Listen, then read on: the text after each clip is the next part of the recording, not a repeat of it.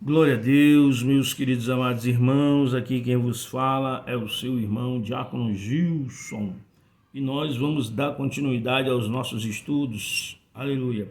Nós já falamos sobre os evangelhos, né? Mateus, Marcos, Lucas e João, e estamos aí fazendo um pequeno aparato sobre Atos dos Apóstolos. A gente estudou aí em algumas lições Atos dos Apóstolos como o manual, né, do missionário, do evangelista da igreja, o significado de Pentecoste, o efeito do Pentecoste na vida da igreja. Uma vez semeada, cresce. Uma vez semeada, o que? A palavra de Deus, né? Ela cresce. Aleluia. Louvado seja Deus. E também façamos, né? Façamos uma igreja crescer, né? Louvado seja Deus. Foi a lição que nós tivemos aí, a última lição. Faça a sua igreja crescer. Aleluia. E hoje, meu querido, nós vamos para um título a qual vamos dar aqui, que é Pequenos Grupos Evangélicos, né? De discipulado, pequenos grupos de evangélicos, né, discipulado ou células, né? Louvado seja Deus. Mas antes, vamos orar, pedir a Deus misericórdia, perdão a Ele dos nossos erros e falhas. Senhor nosso Deus e nosso Pai, em nome de Jesus, nos colocamos diante da Tua presença nessa manhã, Senhor. Te pedimos, fala conosco através da Tua palavra.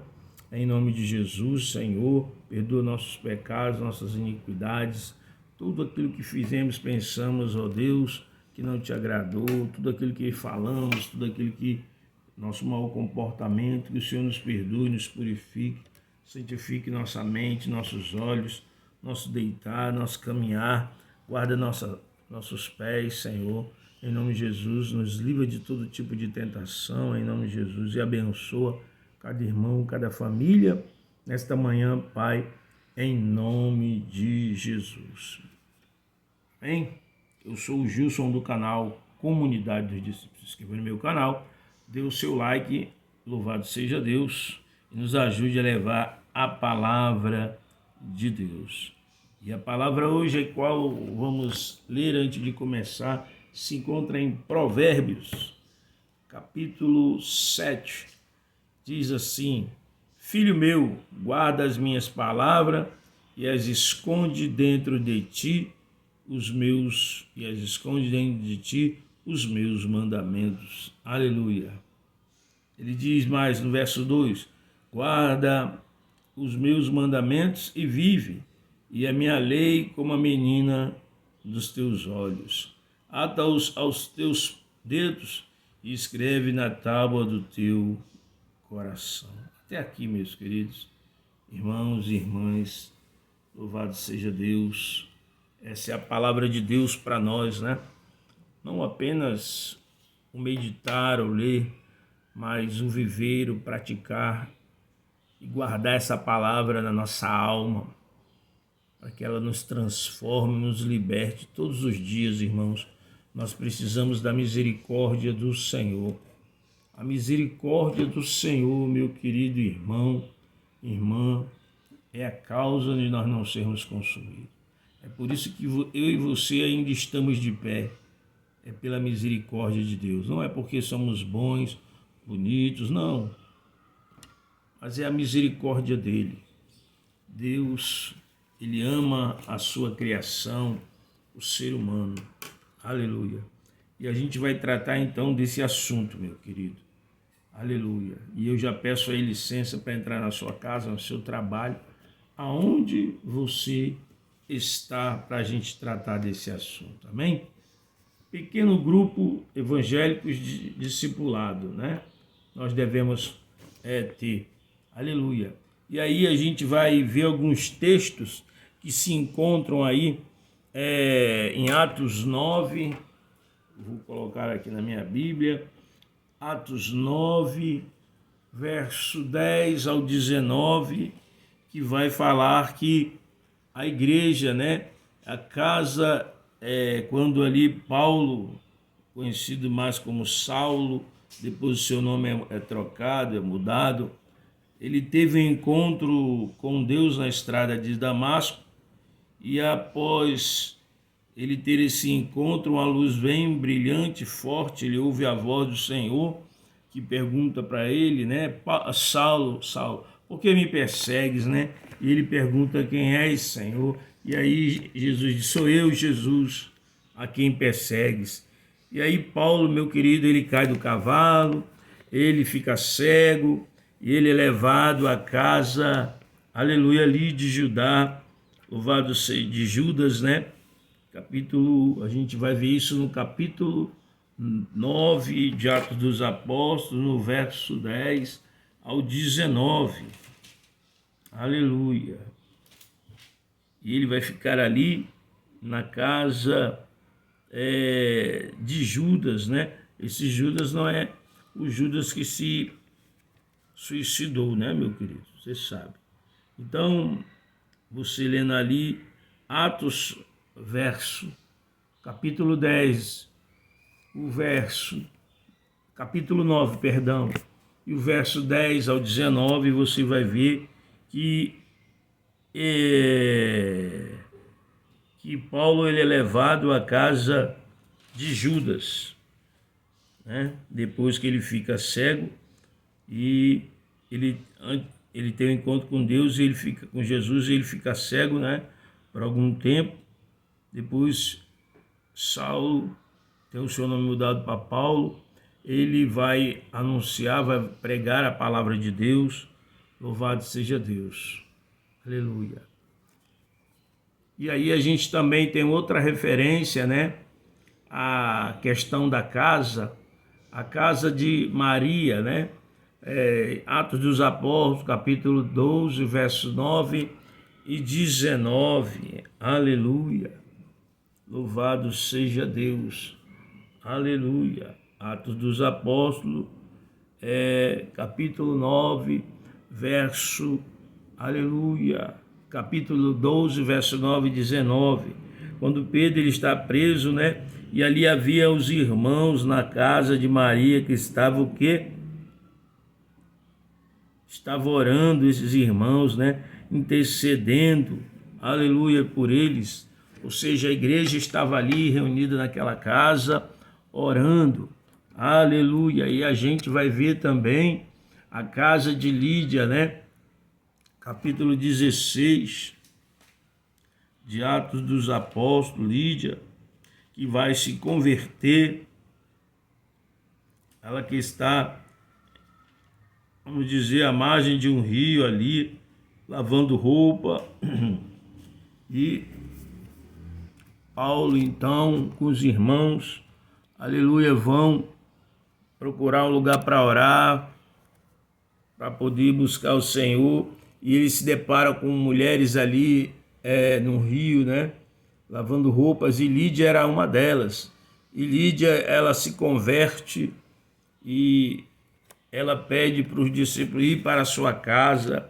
Você vai ver isso aí, no capítulo 16, verso 11 ao 25 e o verso 35 ao 40, né? Onde onde os irmãos vão ali e se reúnem na casa dela, ela pede, e Paulo fica durante um tempo na casa dela ensinando a palavra de Deus, louvado seja Deus. Depois a gente vai também, tem a questão da casa do carcereiro, verso 16, capítulo 16, verso 27 ao 34, aleluia. E nós temos também aí Atos dos Apóstolos, capítulo 20, verso 17 ao 27, a casa, ali de casa em casa, que se, ali de casa em casa que se pregavam, né? Anunciavam ao reino de Deus, eles ensinavam. A casa de Filipe também, no capítulo 21 do livro de Atos dos Apóstolos, verso 7 ao 16, e também a motivação, né, que nós temos que ter de estar sempre o quê? Vigilantes, meu querido. Nós não podemos deixar de estar vigilante. Atos dos Apóstolos, capítulo 20, verso 30 ao 31, né? Deus nos chama para essa observância, né? De estarmos também ali reunidos, mas também estar em vigilância. A palavra de Deus era pregada, dizem que nas casas, né? Mas tinha que haver também a questão da vigilância, né? Se vê aí verso 30 até o 31. Fala portanto, vigiai, lembrando-vos de que durante 3 anos não cessei noite e dia de admoestar com lágrimas cada um de vós. Paulo falando essa questão de nós estarmos, meus queridos irmãos, vigilantes. Aleluia. E agora nós vamos entrar aqui nesse ensino, né?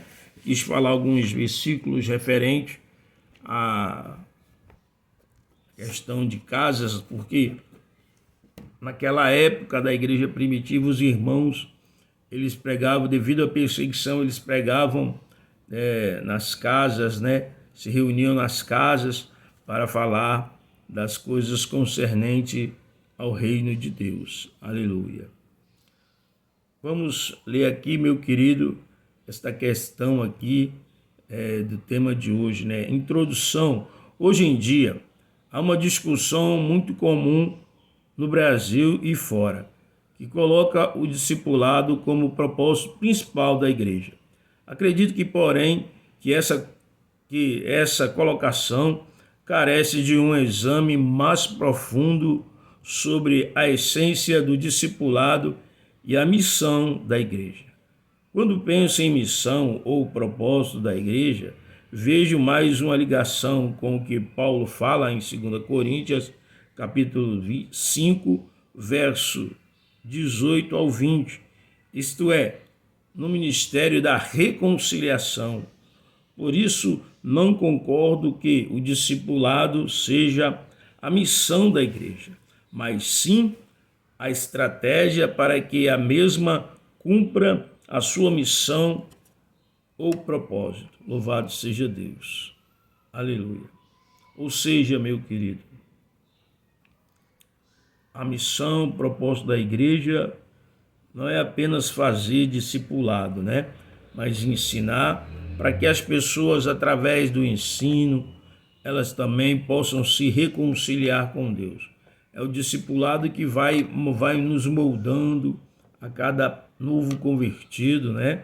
Vai tratando, vai ensinando a ele a respeito do batismo, nas águas, de certos assuntos da ceia do Senhor, da importância de crer, né? Antes de ser batizado, crer de coração, não apenas de palavras. Aleluia. O propósito ou a missão eterna da igreja em relação ao mundo. O propósito ou a missão de Deus para a igreja em relação ao mundo é o ministério da reconciliação. Efésios 1, verso 10 ao 20 e verso 22 ao 23. Romanos 5:10, Romanos capítulo 5, verso 10 ao 11, 2 Coríntios 5, verso 18 ao 20, Colossenses verso 1, capítulo 1, verso 18 ao 23. A igreja deve conquistar o controle dos homens e das instituições de fato para Cristo. Deve-se lembrar que este controle está nas garras de Satanás, né, meu irmão? Por que esse controle está nas garras de Satanás, meu irmão? Devido ao pecado lá no Jardim do Éden, né? Adão e Eva deram a ele legalidade, né? Para agir no mundo, né? E também o mundo foi amaldiçoado, né, irmão? Devido ao pecado, à desobediência. É por isso que o mundo hoje vive aí desse jeito, né? Desarraigado, fora da presença de Deus. Você também você tem como um texto para isso também, quando Satanás ali ele vai tentar Jesus Cristo, após Jesus estar 40 dias e 40 noites no deserto sem comer e beber água, ele aparece e oferece os reinos desta terra, deste mundo para ele, ele pede adoração, né? Mas Jesus o vence pelo poder da palavra. Então você vê que Satanás ele tem poder, irmão, sobre este mundo. Quantas são as pessoas por aí neste mundo que entregam a sua vida, sua alma, né, para Satanás em troca de prestígio, riqueza, fama, né? Por isso que ele tem poder também, apenas em caráter temporário. Veja, Satanás ele tem poder em caráter temporário e parcial, não tem completo, né? Glória a Deus por isso, senão ele já tinha destruído tudo. Jesus afirma: toda autoridade me foi dada no céu, na terra e na terra. Mateus 28, 18. Paulo confirma: pelo que também Deus o exaltou sobremaneira e lhe deu o nome que está acima de todo nome, para que ao nome de Jesus se dobre todo o joelho, no céu, na terra e debaixo da terra, e toda a língua confesse que Jesus Cristo é o Senhor, para a glória de Deus Pai. Efésios 2, verso 29 ao 11. Veja, na cruz, Jesus vence o diabo e toma dele a chave. Ele que outrora dominava o mundo, agora Deus, né, através de Jesus Cristo, Jesus ele recupera esse domínio que Satanás tinha, né? Veja que Jesus afirma: toda autoridade me foi dada no céu e na terra. Ou seja, nosso Deus tem autoridade no céu, na terra e debaixo da terra, meu querido. Louvado seja Deus. Jesus Cristo é a autoridade maior. Amém? Glória a Deus. Este é o propósito eterno de Deus para a igreja, na prática. Há de se fazer, portanto, uma diferença entre propósito e estratégia da igreja. A estratégia de Deus para a igreja. A estratégia de Deus para a igreja alcançar o seu propósito, alcançar o seu propósito, é o discipulado. Veja o que ensina Jesus. Jesus, aproximando-se, falou-lhe, dizendo: toda autoridade me foi dada no céu e na terra. Ide, portanto, fazei discípulos de todas as nações, batizando-os em nome do Pai, do Filho e do Espírito Santo, ensinando-os a guardar todas as coisas que vos tenho ordenado. E eis que estou convosco todos os dias, até a consumação do século. Mateus 28, verso 18 ao 20. Nestes versículos estão os 5 pontos básicos da estratégia bíblica para o discipulado ou desenvolvimento do reino de Deus: orar, evangelizar, batizar, edificar e enviar. Louvado seja Deus. Nós devemos, irmãos, como cristãos, ter uma vida de oração, aleluia, para termos mais comunhão com Deus, para podermos estar mais firmes na presença dele, para não cairmos na cilada do diabo, para poder subjugar as tentações, não cair nas tentações. Ser batizado, né? Ser batizado nas águas, louvado seja Deus, no Espírito, nas águas simbolizando que a morte, né, do velho homem e nascimento para Cristo, aleluia, aleluia. E buscar também o batismo com o Espírito Santo, também edificar nossa vida, como? Através da leitura da palavra, da oração, aleluia. E enviar, Deus nos enviou, né? Ele disse: ide pregar o evangelho a toda criatura, quem crer e for batizado será salvo. Então, Deus aqui está nos enviando, irmão. E nós temos que cumprir com essa missão de evangelizar, de anunciar as boas novas de salvação em Cristo, aleluia. Orar em 2 sentidos, para que se abra as portas, a fim de encontrarmos pessoas a serem evangelizadas, conforme diz aqui 1 Tessalonicenses, capítulo 5, verso 17, 1 de João, verso 5, capítulo 5, verso 14 ao 15, Colossenses, capítulo 4, verso 3 e 4, 1 Coríntios, verso 16, capítulo 16, verso 8 e 9, para que a pregação seja feita com intrepidez e unção. Atos dos Apóstolos, capítulo 4, verso 29, e Efésios, capítulo 6, verso 19 ao 20, e 1 Coríntios, capítulo 2, verso 1 a 5. Evangelizar ou ir fazer discípulos é a atividade da igreja. Mateus 16, verso 15 e Lucas, Lucas capítulo 16, verso 15 e Mateus capítulo 28, verso 19, batizando. E é o ato de incorporar um novo membro na igreja. Marcos 16, verso 15, Atos dos Apóstolos, capítulo 2, verso 41, e Atos dos Apóstolos, capítulo 8, verso 36 e 38. Edificar é ensinar a guardar, ou seja, equipar, treinar, preparar novos discipuladores ou novos pescadores de homens. Atos dos Apóstolos, capítulo 20, verso 27. 2 Timóteo, capítulo 2, verso 2. Aleluia. E enviar é o ato de comissionar o crente treinado a formar novas células ou grupos evangélicos de evangelização. É a multiplicação de grupos evangelísticos. Tudo isto é feito através de relacionamentos e de continuidade, visando a formação e não apenas informação do novo crente. Aleluia.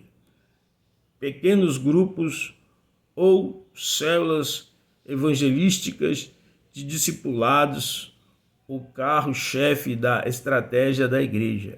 Ou seja, esses grupos que a igreja forma ou deveria formar é o carro-chefe, estratégia da igreja para poder evangelizar, capacitar discípulos para fazer o ID do Senhor.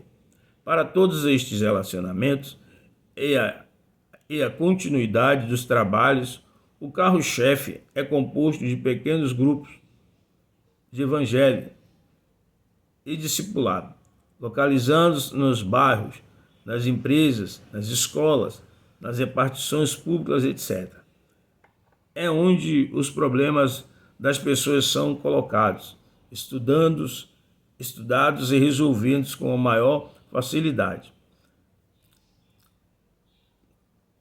Os grupos evangelísticos também facilitam o ensinar e guardar, o ajudar, o interceder, a comunhão e o envio posterior de membros do grupo para formar uma nova célula ou um novo grupo. Então, meu querido, essas reuniões em grupo, como qualquer outro nome que tenha, célula, ela serve o quê? Para ajudar o aluno a ter uma compreensão melhor das Sagradas Escrituras, para que ele também possa ser edificado, crescer, na graça e no conhecimento do Senhor, e também para formar novos discipuladores para poder estarem aí dirigindo outras células, outros grupos de novos convertidos que precisam ser discipulados. Facilitam o evangelismo em lugares difíceis e condomínios fechados. Possibilita o relacionamento ideal, pai e filho, evitando dissolver somente os relacionamentos. Patrão, empregado, professor, aluno, que não trabalham tanto a afinidade nem a formação das pessoas. Ou seja, esses grupos, nessas reuniões em grupo, ela acaba trazendo, irmão, afinidade, relacionamento entre as pessoas, né? Para que as pessoas possam interagir entre si, ter um melhor relacionamento, né? Entre si. Isso é muito importante dentro da obra de Deus, à vista que o Senhor Jesus disse que um reino dividido ele não subsiste. Então nós temos que viver em união uns com os outros. Aleluia. Ser grande sem pequenos grupos. Ser grande sem pequenos grupos é ser grande sem ser profundo. Exemplo da Coreia, de Pon Yong-Soo, alguém já ouviu falar? Esse pastor Pon Yong-Soo, ele tem uma igreja, né, de 7 mil membros, aleluia, de 700 mil membros, de grupos de 10 mil, ou seja, ele agrupou isso, né? Ele fez ali, isso deu resultado para a igreja dele, louvado seja Deus. Só através de livros assim, a base bíblica dos pequenos grupos, o discipulado é só na base de uns a outros, através das pessoas, e não só através de livros. Assim, relacionamentos nos pequenos grupos ou células torna-se uma estratégia de Deus. Na Bíblia, exemplo, Moisés aconselhado por Jetro, Êxodo 18, capítulo 18, verso 1 ao 27. Jesus igual a plano, igual a pequeno grupo, 12. Igreja primitiva é igual depois da morte de Estevão até Constantino. A igreja funcionou apenas nas casas dos cristãos ou em lugares públicos, através de pequenos grupos clandestinos, até quando se tornou religião oficial no terceiro século. Não tinha templo na época, e só depois do terceiro século, com Constantino, é que o cristianismo se tornou público e autorizado. Com isso, não quero dizer que é para vender-se o templo, mas para experimentar a verdadeira eclésia do Novo Testamento, através dos pequenos grupos de evangelismo e discipulado. Conclusão. Ao concluir, queremos apresentar os objetivos específicos das células, né, ou grupos evangelísticos. Oração é importante, né, irmão? Os grupos de estarem em oração, né? Ter oração, orar uns pelos outros, né? Orando também pelas causas de outras pessoas, orando a Deus para pedir salvação pelas pessoas, libertação, cura, enfim, a gente deve orar em todo o tempo, né? Entendemos que uma igreja, para ser forte, precisa, entre outras coisas, orar muito. Devemos buscar a orientação divina para as famílias e para a comunidade no que diz respeito a quem evangelizar e quais as respostas alcançar para as pessoas do grupo. Glória a Deus. Comunhão. Como uma família de Deus que somos, temos obrigação de nos reconhecermos mais melhor. Uma igreja que pretende ser grande e continuar a crescer com pequenos grupos, abrirá os meios para comunhão e o desenvolvimento de afinidade entre os que discipulam e os não crentes que estiverem sendo discipulados. Estudos e ensinos da palavra. Só através de estudos práticos da palavra de Deus é que podemos alcançar o crescimento espiritual, equipando assim os líderes e os novos que forem sendo ganhos para ganhar outros, mantendo sempre vivo o movimento de propagação do Evangelho da graça de Deus, integração. Os novos convertidos serão melhor acolhidos e atendidos em suas necessidades físicas, materiais, emocionais, espirituais, se não se perderem no meio da multidão. Os membros nominais e inativos também poderão ter mais espaço num grupo pequeno, cumprindo todos assim o ministério da reconciliação. Então, irmão, é importante, né, que dentro dessas células ou desses grupos tem que haver oração, comunhão, estudo, né, da palavra, ensinamento e integração. Mas, acima de tudo, isso nos traz o que? Uma reconciliação, irmão. Ajuda muito, né, aqueles que ainda não têm, às vezes, a oportunidade ali na igreja de estar orando, louvando, pregando.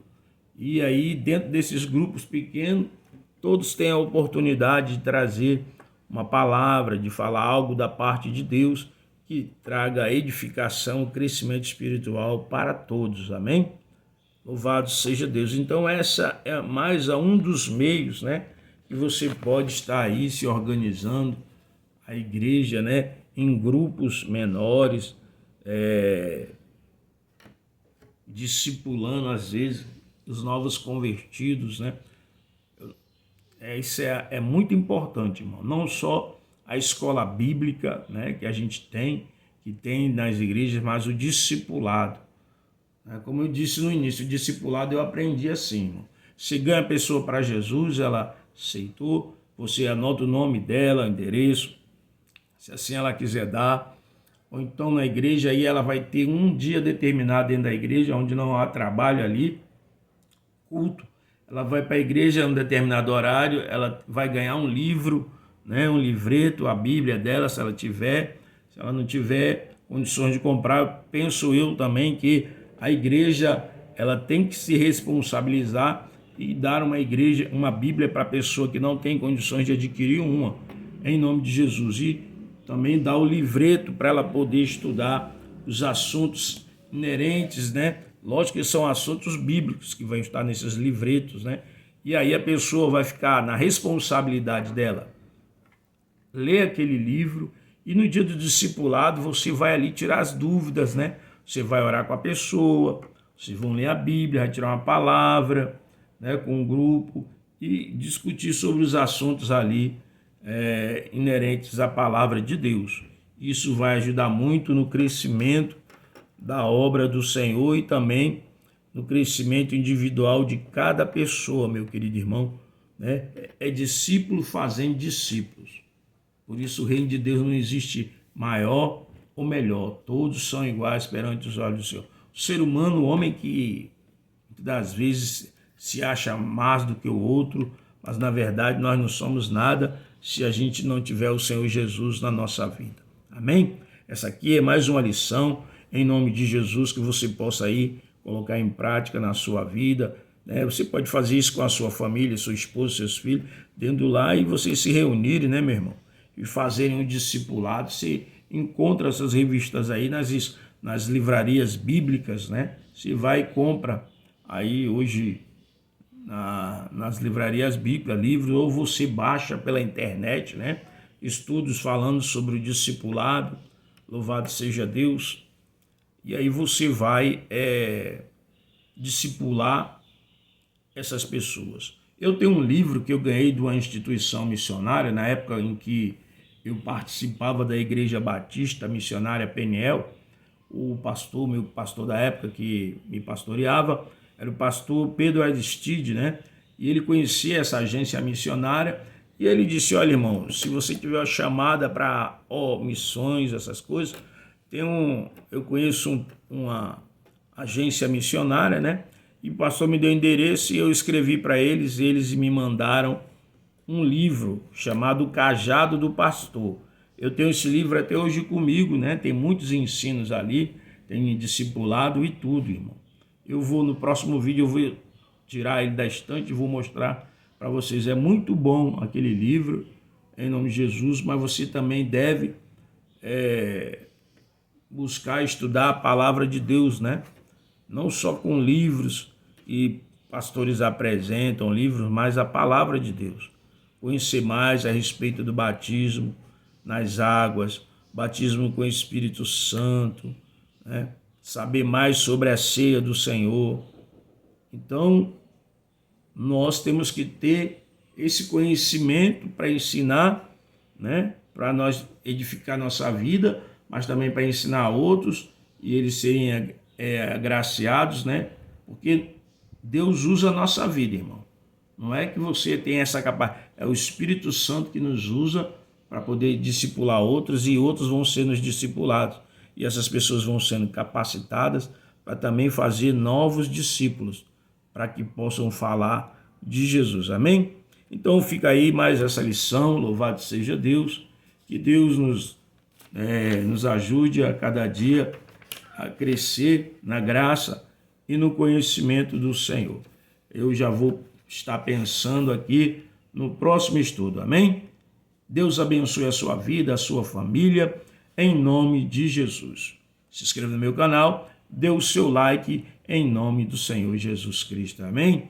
Comunidade dos discípulos. Glória a Deus.